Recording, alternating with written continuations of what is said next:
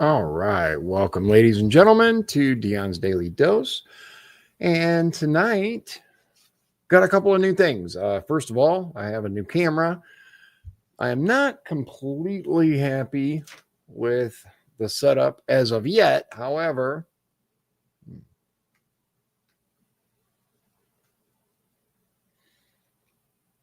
you guys let me know what you think about the lighting and etc.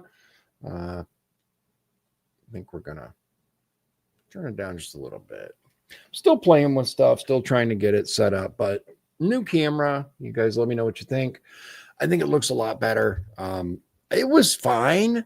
Like the other camera was fine, except it kept freezing. When I was trying to do shows with Sean, his would work fine, but mine kept like skipping and freezing. So I decided to get a new one and just do that and see.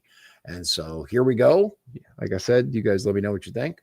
Hopefully everything is nice and visible for you. I'm probably going to tighten up the frame a little bit, mess with it. You can kind of see the edge of the PC here. I don't really have a much better solution at the moment. However, we are working on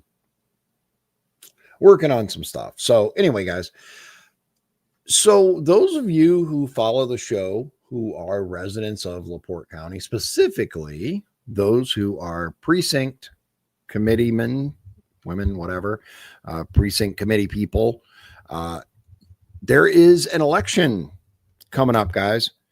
I think it's March 1st. I'm not 100% sure on the date. I believe it's March 1st. Anyway, we have an election coming up for the party leadership. The president, or the chairman, the chairman of the LaPorte County GOP, the vice chair, and the secretary. Treasurer, too? Yeah. So we have a few positions that are going to get voted on. In my opinion, guys, like it's not even up for debate. I have a whole list that was sent via email about the accomplishments of our current chairman. And although I don't always agree with Chairman Stevens, he has absolutely done, I believe, better than anyone else could, given the circumstances. He has basically turned LaPorte County red, with the exception of Michigan City. But I mean, it's Michigan City, dude. Like, there's not much you can do with Michigan City. However, he has definitely turned around what I feel was a fading party. I could go into a lot more detail and would happily if you guys want me to, but just in general, the party just wasn't really doing much. When I joined, which was like, I want to say 2019, I started going to the county party stuff, and we weren't even really having any meetings. We weren't doing anything. Hi, Sean. Good to see you. Sean wasn't able to make it tonight, but good to know he's checking us out. So we have, and look, don't get me wrong, the previous party chairman was perfectly fine. It's just we didn't really do that much.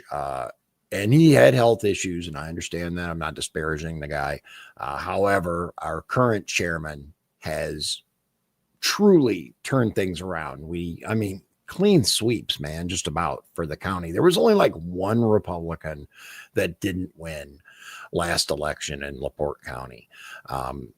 It's like he has done wonders, and we're having regular functions. We're able to raise some good money, and we're raising money at these functions.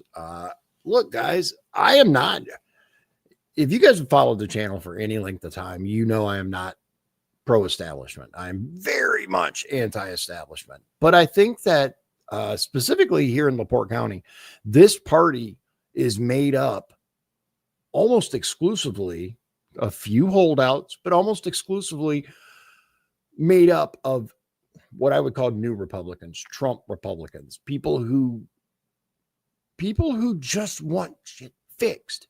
We just believe that there's more to this government than what we're seeing, which leads me into my next point, which is DOGE.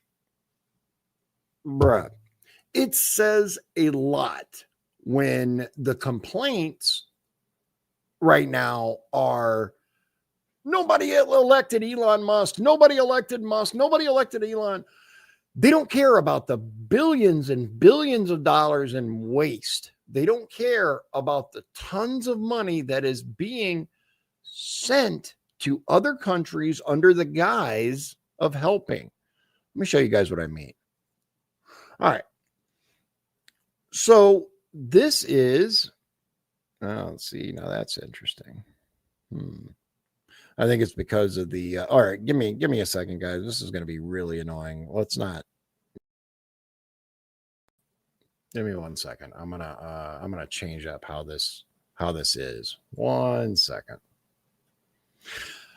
Okay. I just got to move some stuff around. So I have this rather large monitor. And because of the way that it's designed, it's like the super weird widescreen. Unfortunately, it's not showing up properly. So that's okay. Give me just 1 second. There we go. All right. There we go. Okay. So let me show you guys what we got. So this is the actual X account for DOGE, Department of Government Efficiency. 3.5 million followers. So this was 15 minutes ago. Also today, the Department of Education terminated 89 contracts worth $881 million. One contractor was paid $1.5 million to, quote, observe mailing and clerical operations at a mail center. Yes. 45 minutes ago, today, the Department of Education terminated 29 DEI training grants totaling $101 million. Department of Agriculture, 18 contracts for a total of $9 million. Adjustment to the DHS website, page not found. Very good. Gulf of America, great coordination across 35 agencies over the last 2 days. This was February 7th. To terminate 199 wasteful contracts, saving about $250 million. February 7th, Department of Education terminated 3 DEI training grants totaling $15 million. Saved about $4 billion annually in excessive grant administrative costs. This was February 7th. In the past 48 hours, HHS canceled 62 contracts worth $182 million. These contracts were entirely for administrative expenses. None touched any healthcare programs. This included terminating a $168,000 contract for an Anthony Fauci exhibit at the NIH Museum. This is classic, by the way, unburdened by what has been. This is U.S. Agency for International Development, USAID, right? This is the new building facade. Scrubbed clean. Sean says, I doubt that entire amount of money was spent for that purpose. I imagine most of it went somewhere else. Absolutely. I mean, here's the thing. We know money laundering when we see it. If you guys ever seen Independence Day, I know probably Sean hasn't, but everybody else, if you've seen Independence Day, there's a part where Jeff Goldblum's character, his dad, talks about, you don't think they spend $50 million on a hammer, $100 million on a screwdriver, do you? He's talking about Pentagon waste, right? But the point is, there is so much fraud, waste, money laundering, everything. And again, what we're seeing from the Democrats and some elected Republicans, and that's a point I want to bring up here very shortly, the outrage that we're seeing isn't that the government is wasting your money, right? Wasting my money. It has nothing to do with it. They're not mad about that. No, they're perfectly okay with all that money going out. As a matter of fact, they are angry that this money is being held on to, that this money isn't being distributed freely across the planet. Why?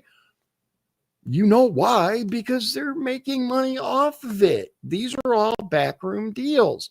And we see it all the time, guys. Like it doesn't just happen on the federal level. And that's something that you guys really need to be aware of. This is something that happens in local, county, state, and federal areas. We were just talking about this the other day. So you guys saw that the state wants to raise gas taxes. I'm sorry, not gas taxes. They want to raise road taxes.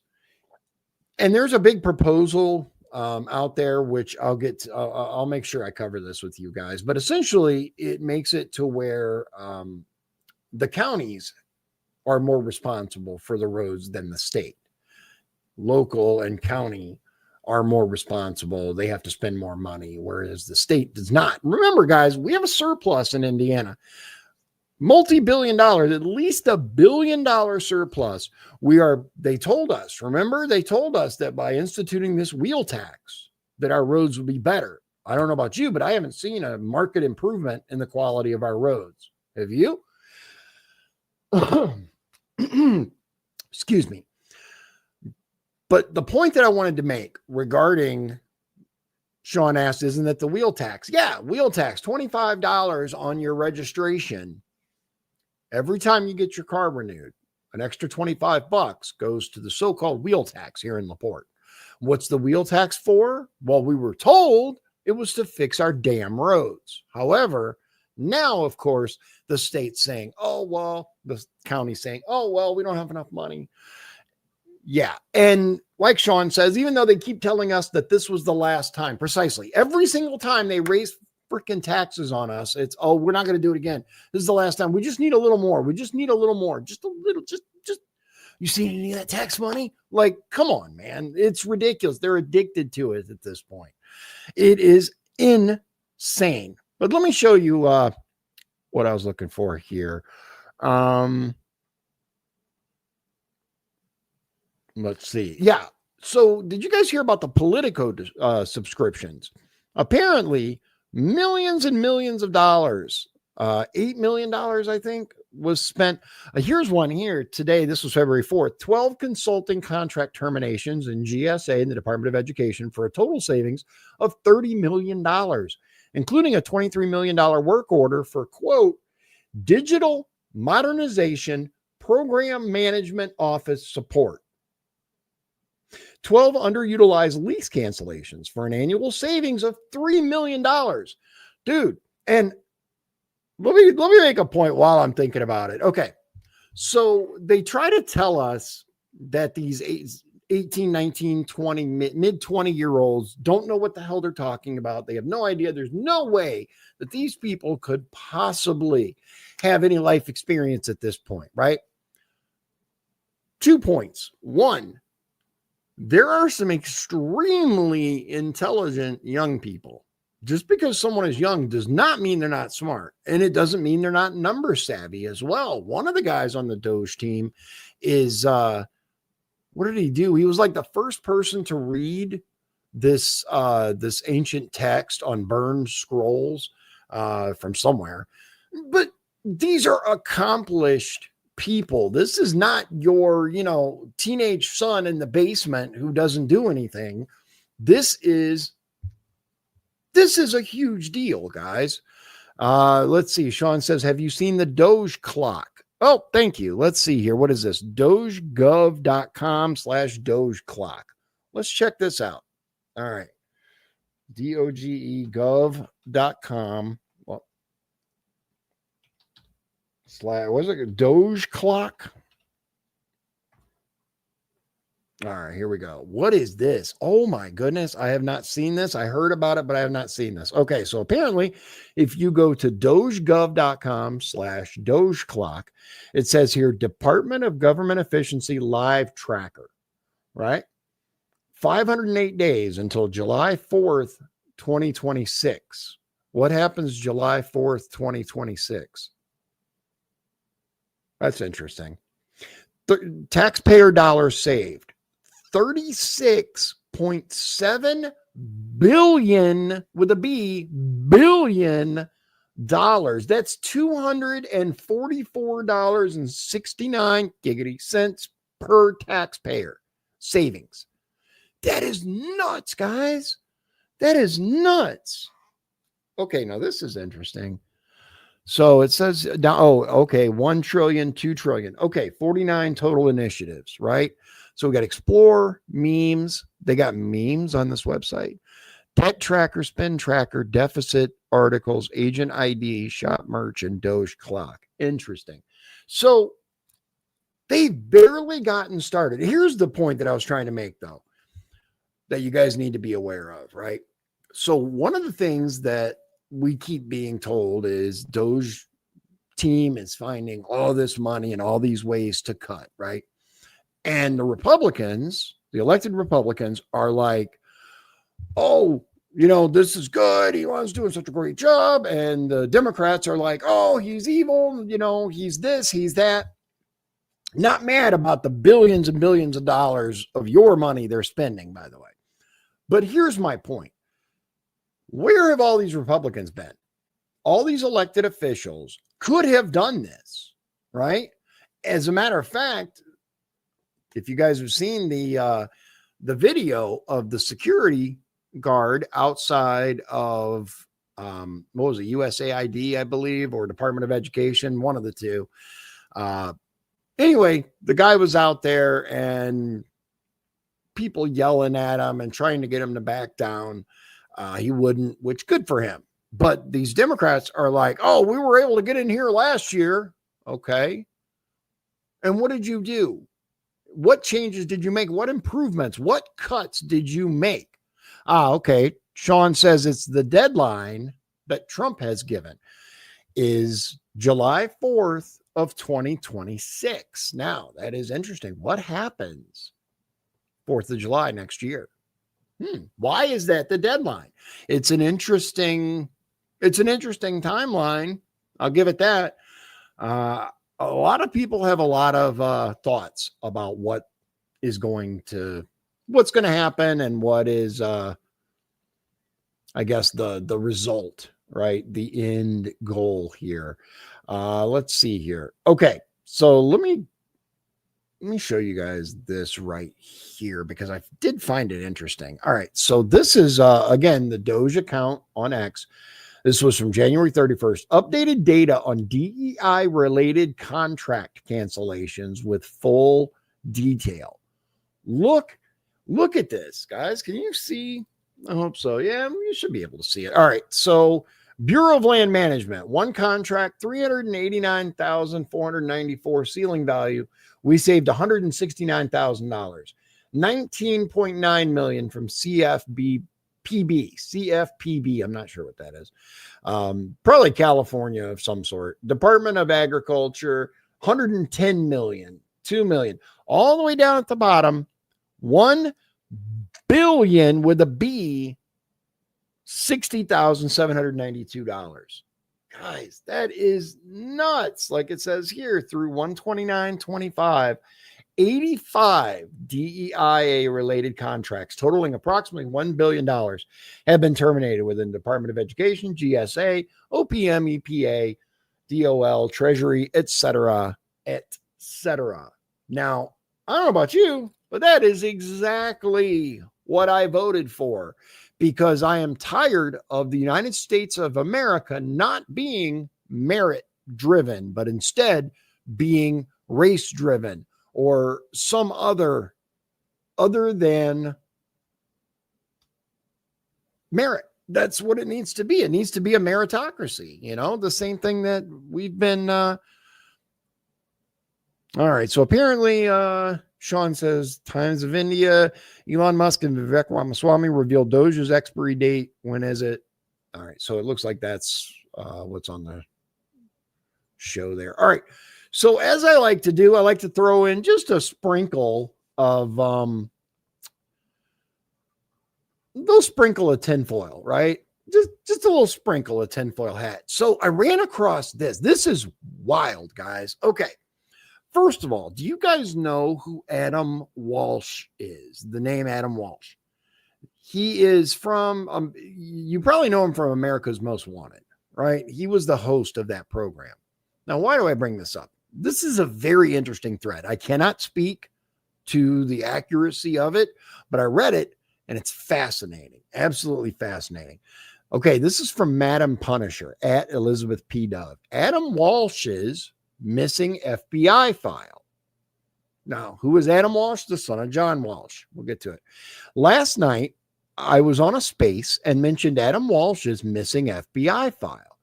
Adam Walsh is the son of John Walsh. You know John Walsh from America's Most Wanted and the National Center for Missing and Exploited Children.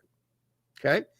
This is page 16 from said missing FBI file. Blank, obviously redacted, indicated he learned from his source that one blank was a close associate of known OC figures. I'm thinking organized crime. Most notably, Alfred James Rivenbark and blank. Indeed, blank name and address were found on the body of Riverbark, who was killed in a plane crash in Colorado Springs, Colorado, along with others, including Ken Ogala. Blank indicated blank has a DOB of either blank. The former DOB is associated with an individual who has FBI number blank. There's a lot of redactions here. Blank stated that blank identified the crash victims of the plane crash and also attended to matters affecting Riverbark's business. Blank noted that the purpose of the travel to Colorado was drug-related. Who identified the bodies? What does a plane crash in Colorado and drugs have to do with a missing boy in Florida? Now, this is the file itself. You guys can see. Redacted. Okay. Let's start at the beginning. Adam Walsh, was the son of John Walsh, who was the host of America's Most Wanted. He went missing from a Sears department store at the Hollywood Mall in Hollywood, Florida on July 27th, 1981. The official story was that he was there with his mom, Reeve, R-E-V-E, I'm not sure. She went off to look at lamps and left him alone for 10 minutes to play a video game that was on display in the store. The other children there were causing issues. So the whole group of children were asked to leave the store. Testimony from the security guards, store cameras, and Jim Campbell tell a different story than this. But let's leave it alone for now. The point is, Adam Walsh was never seen again. On August 10th, a severed head was found in a drainage canal alongside the Florida Turnpike near Vero Beach. It was badly decomposed. This was identified to be Adam Walsh. How was the identification made, and who identified Adam Walsh's remains? Now, this is where it starts to get interesting. Family friend and business partner John Monahan. The Walshes certainly weren't at the Vero Beach morgue when the ID was made. They were in New York, where they had just appeared on Good Morning America to ask a national audience for help in looking for their missing son. It was in the overnight hours when police first called them at their hotel and said that a dead child had been found the evening before. They didn't know it was Adam, but at least to themselves, they felt pretty sure. I spoke to the show producer, who told me she immediately offered to return the couple to Florida on the first flight out, but John turned it down. I also spoke to the show host, David Hartman, who told me he'd later offered the same thing. Instead, they went on the show that morning. Mrs. Walsh looked catatonic and said nothing. On air, John said this, quote, "Well, amongst many sightings and reported possible clues on Adam, they have found the remains of a young person in Florida that at this time they're trying to identify whether it's Adam or not. At this point, they feel there is a good possibility it is not Adam. Therefore, they feel we should come on and carry the word, or they felt we should come on and carry the word of Adam to the public because there is a good likelihood that he is still out there with his abductors." Also in his book, Walsh wrote that his friend, John Monahan, who was at the morgue for them, did not immediately recognize the child as Adam. He made the ID only after he asked the ME to open the mouth and he saw a, quote, small emerging tooth. This is elaborated on nowhere in the official files or in Walsh's writing or interviews over the years. There's a link if you care. The FBI file wasn't the only thing that has gone missing. From day one, the medical examiner's report was also missing.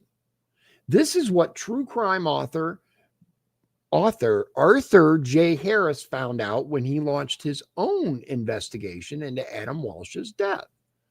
I say apparently because this is another problem in the Broward ME file.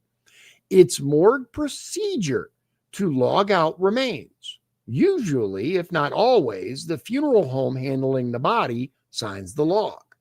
But in the Adam Walsh case, there is no sign-out signature in either its case file or the office's general sign-in, sign-out logbook. The current chief medical examiner himself checked that for me, and the remains are now gone, he said. The medical examiner who made the ID announced it quickly after the child was found, as if it wasn't much of a disputed issue. It was based on a comparison of Adam's dental chart showing a molar with a filling on the cheek side to the mouth of the found child. That and a visual ID at the morgue by a family friend of the Walshes. Remember, there was no torso, so there were no fingerprints. And in 1981, forensic DNA matching wasn't available. It wasn't a thing then. Here's what should be in the medical examiner's files, though. A copy of Adam's dental chart. Adam's dental x-rays and x-rays of the mouth of the found child. A forensic dental consultation report affirming the ID. And a completed signed autopsy report narrative since an autopsy was performed. Here's what's in the Adam Walsh case medical examiner's office files. None of that. None of it. It claimed. Nor is any of it in any other agency's investigative files. I confirmed that by getting all the files through public records requests, interviews with, or questions to heads of all the appropriate agencies, and then a written report of an investigation I requested from the Florida Medical Examiners Commission, a division of the Florida Department of Law Enforcement. Adam's dentist didn't keep any of Adam's records either. As it turns out, the x-rays, for comparison, are the most significant pieces of evidence missing. I found all the forensic dentists who were working in South Florida in 1981, and were available to do a consultation or were already under contract with the regional ME's offices. All told me they hadn't been asked. Until I spoke to them, had no idea there might have been any issue with the Walsh ID. Both the found child and Adam had a filling in a lower left molar on the buccal or cheek side. I don't know how you say it, buccal, buccal. But it turns out that's one of the most common places for children to get cavities. But what does a plane crash in Colorado have to do with Adam Walsh, a missing boy in in Florida? 3 months after Adam went missing, a plane crash occurred in Colorado. 3 months later, in November 1981, a private turbojet had crashed carrying 7 bound from Apalaca Airport in Dade. All had been killed and body parts were scattered, even in trees. At the crash site, investigators had found 30 handguns, one holstered to a victim's leg, and $50,000 to $60,000 in cash in the fresh snow.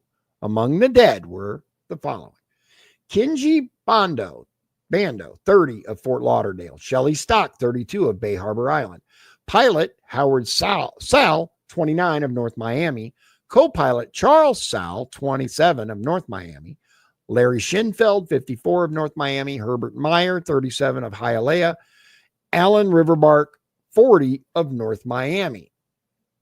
Wayne Valentine, chief of the Denver office of the U.S. Drug Enforcement Administration, said Friday 2 agents were sent to the crash site as part of the agency's continuing investigation. Quote, It is a very likely possibility the plane was carrying cocaine, said Valentine.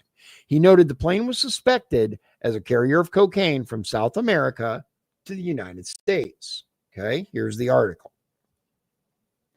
Alan Riverbark, the plane's owner, had links to 6 of the largest drug smuggling rings ever uncovered in the United States. What drug smuggling rings? The Colombo family in New York, organized crime family, Simone Rizzo, Sam the plumber, and Joseph Ippolito from the Decavalcante family, organized crime family, marijuana and cocaine, the Black Tuna Gang, marijuana, there's a name, Daryl and Tracy Boyd of Pembroke Park, smuggling, the DeLisi brothers supplied drugs to the Farisi family, Universal Seafood, cocaine. An investigation was launched, by the way, called Operation Lone Star. Kinji Bando was Alan Riverbark's bodyguard. His real name also wasn't Kinji Bando. It was Ken Ogawa. He was formerly employed at the 4 O'Clock Club in Hollywood, Florida as a bouncer. Okay. He took on the name Kinji Bando because he was a fugitive from police. There was a warrant for his arrest over the kidnapping and essay of a 19-year-old prostitute. Ogawa's former boss at the 4 O'Clock Club, Mickey Rouso, was also charged in the assault. Rouso later was convicted on lesser charges. The 4 O'Clock Club owner, Joey Camperlingo, was a convicted felon. He was indicted in New York in 1980, along with 14 others on drug smuggling charges. He was also an associate of Faris. Unfortunately, he disappeared in 1978 and is presumed to have been murdered. Where it gets interesting is when we look at the only female passenger on the plane, Shelley Stock. Shelley Stock was the fiance of John Monahan, family friend and business partner of John Walsh. Okay. Hallandale hotel consultant John F. Monahan, who said he had been negotiating with Riverbark to promote the ranch, was scheduled to be on the flight, but had to cancel at the last minute because of other business. After learning of the crash while in Denver, Monahan, employer and fiance of Miss Stock, went to the crash site in Eagle, Colorado to assist with funeral arrangements for several of the crash victims. He went to identify all 7 bodies of the plane crash. Now, does that prove anything? No, it doesn't. It doesn't prove anything at this time. However, there are certainly some interesting coincidences, circumstances surrounding this. There is a lot more information out there about this, but I found this particular thread very interesting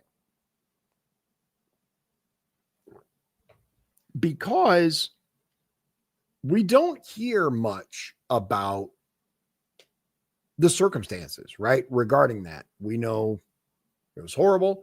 We know his son was reported missing, and then they say he was found. We'll see. We'll see. I just hope that the truth eventually comes out. I really do, because I think there are a lot of things, not necessarily that, but a lot of things that would benefit from some transparency, right? I'm looking up something real quick for you guys because I want you to take a look at this, but I'm going to bounce back and forth here. You guys know by now. You guys know that I am kind of active in the LaPorte County Party, but not like super. So I am a precinct person, so I will be voting, but I would urge anyone who's a precinct person to seriously think about your vote. Okay, so I found it. I want to show you guys this because holy cow, like this is insane, guys. insane. You probably have already heard this, but if you haven't, here we go. All right, let me get this back up here. All right, move that over and put me right here. There we go. All right. Here we go.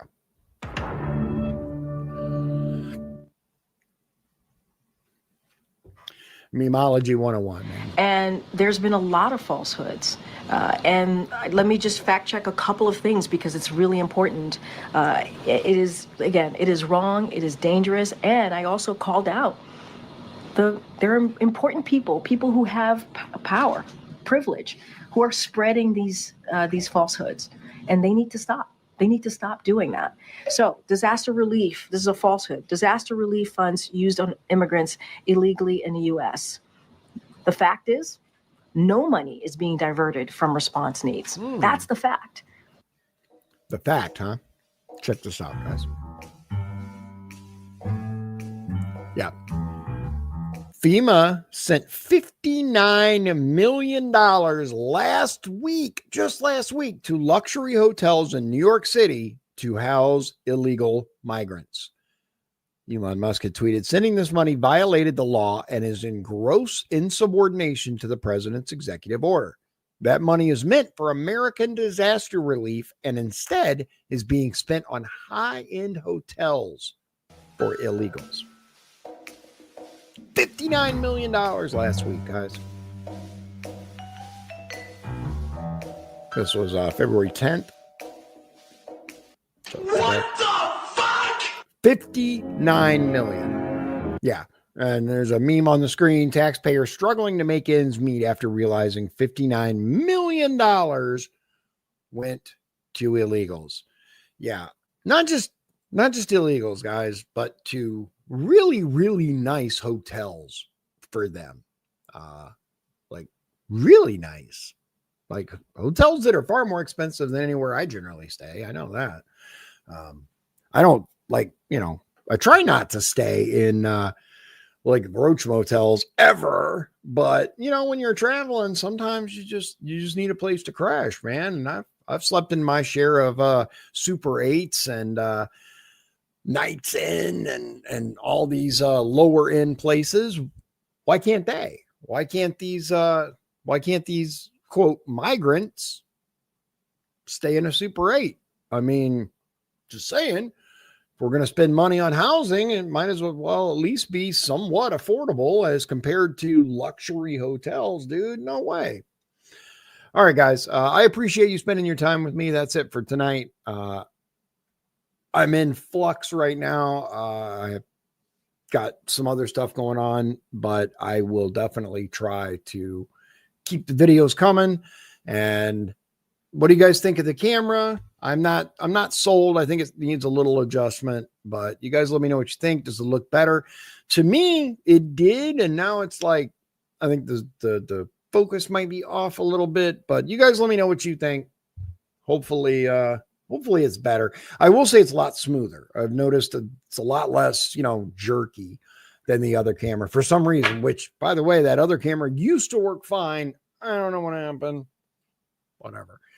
All right, guys. God bless you. God bless Indiana. And God bless the United States of America. I hope everyone has a wonderful evening, and I'll see you again real soon. Good night. If you'd like to support the show, please visit our Patreon at patreon.com/Dion's Daily Dose. This has been Dion's Daily Dose, hosted by Dion Bergeron. Executive producers, Sean Holgram and Michael Beebe. Copyright 2024. Dion's Daily Dose, all rights reserved.